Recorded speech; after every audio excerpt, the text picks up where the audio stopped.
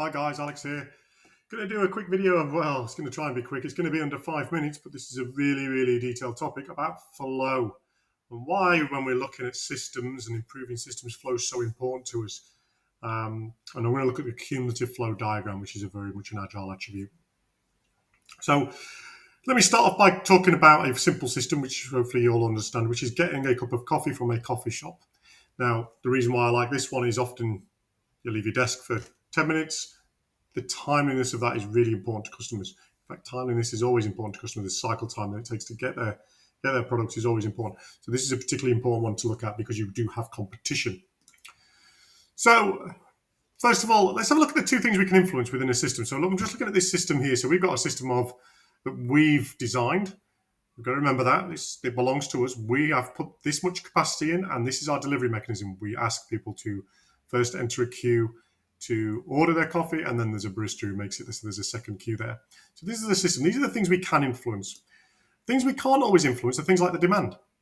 In fact, we want demand to go up, but we've got to get our product and our cycle time right in order to get that. There's some other attributes I've just thrown up here. We've got a backlog. So we've got two backlogs, really. We've got the demand. So we've got the backlog of customers waiting to pay, and we've got the backlog of orders waiting to be processed by the barista. And then in the end, we create a product. So that will be the done, what we're doing. So we've got three measures on here. We can measure the demand here, and the done. And so that's what I'm going to throw up. We're going to actually, this is what we would call these two here, our work in progress, WIP.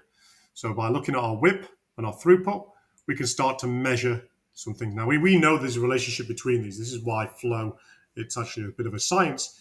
We know that our WIP and our throughput has a direct relationship.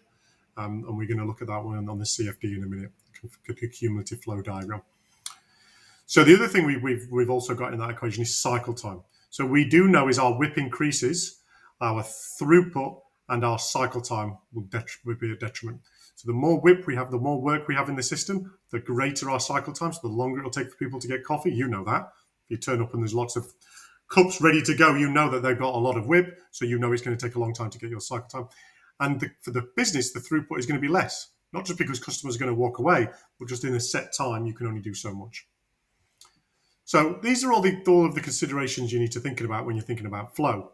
And what we really do is we monitor the WIP in order to regulate the cycle time, So we monitor WIP. So if we look at those numbers at work in progress, and that allows us to monitor cycle time. Alongside that, we look at throughput as well, because it's an important measure. How much are we getting through? And we do that using the cumulative flow diagram. So this diagram is really straightforward as a graph.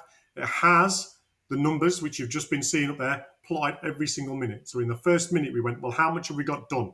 We've got one done. How much do we have in waiting to pay? Add that to the one done because it's cumulative. And then how much have we got in the backlog? Add that as well. And so you can see cumulatively, we have done almost 40 transactions. This many are done by minute 9. This many are waiting to pay. This many are waiting to collect. And what we're looking for is nice straight lines. The flow is nice and consistent. What we're seeing here is we're getting problems, backups in queues. So this queue's slowly growing, but this one's growing really quickly. We're going to start losing customers if we can't sort this queue problem out. And then it comes back to what can we change? So this is why these two are really good bedfellows. We look at the CFD and we look at what we can change. Well, we can change the delivery mechanism. Maybe we get these guys multitasking. Maybe we can change the system a little bit, or we can change the capacity and how many people we have dedicated to each of these tasks.